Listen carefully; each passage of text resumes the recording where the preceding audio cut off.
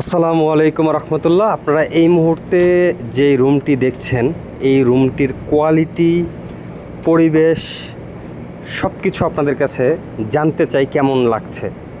দেখেন, 3 বেডের একটা রুম, এটা 3 স্টার মানের একটি হোটেল। সবাই চিনবেন, সবাই জানবেন এই হোটেল সম্পর্কে যদি গুগলে সার্চ করেন।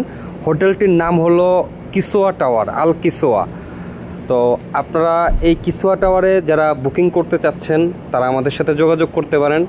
এই 3 স্টার হোটেলটিতে প্রতিদিন চা কফি দিয়েই থাকে এবং এখানকার পরিবেশটা আমার কাছে খুবই ভালো লেগেছে। দেখেন, এটা হচ্ছে ওয়াশরুমের পরিবেশটা দেখেন, এখানে টাওয়াল দেওয়া আছে।